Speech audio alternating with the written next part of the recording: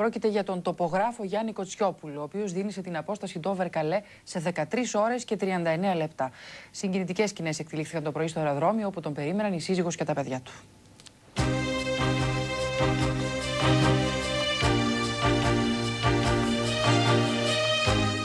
9 παρά 10 και είμαστε έτοιμοι για την επιβίβαση στο Μέρι Μέιν για να ξεκινήσει ο αγώνας. Μια γουλιά πυραυλίνη και φύγαμε. Ο καπετάνιος μας είναι έτοιμος. Έχουμε ξεκινήσει εδώ και 2 ώρες.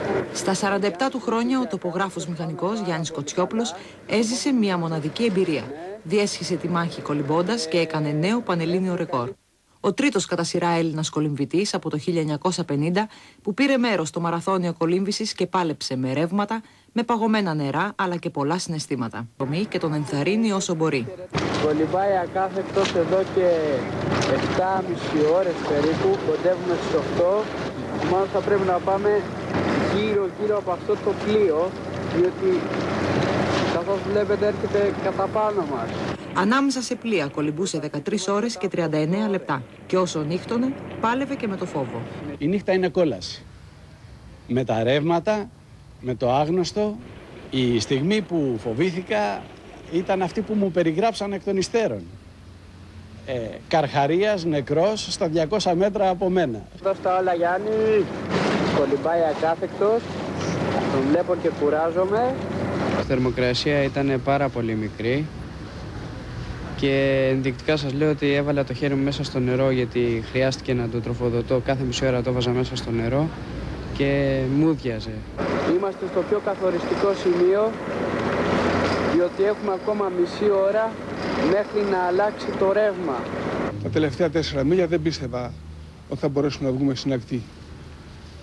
Διότι έβλεπα κολυμπούσα, πέρναγαν οι ώρες και δεν πηγαίναμε μπροστά. Ήταν το ρεύμα που μας πήγαινε παράλληλα στην ακτή. Νύχτα πια έφτασε στις γαλλικές ακτές. Τερμάτισε. Η αγωνία όμως των ανθρώπων που έμειναν στην Αθήνα ατέλειωτη. Φοβήθηκα πάρα πολύ.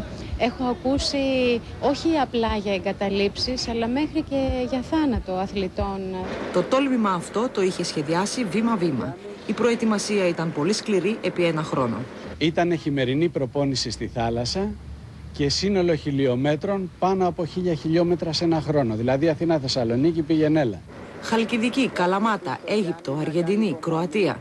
Μίλια πολλά έχει κολυμπήσει ο Γιάννης Κοτσιόπουλος, όχι όμως μόνος, μαζί με την κολυμβήτρια κόρη του. Αν και έχουν ξεκινήσει μαζί, δεν αισθάνθηκε τώρα έτοιμη να τον ακολουθήσει στη μάχη. Δεν είχα ούτε έτσι το κουράγιο να το τολμήσω αυτό. Ίσως. Αν και με αυτά που έχω ακούσει ούτε στο μέλλον δεν νομίζω. Σήμερα το πρωί ο μεγάλος νικητής πάτησε στο ελληνικό έδαφος.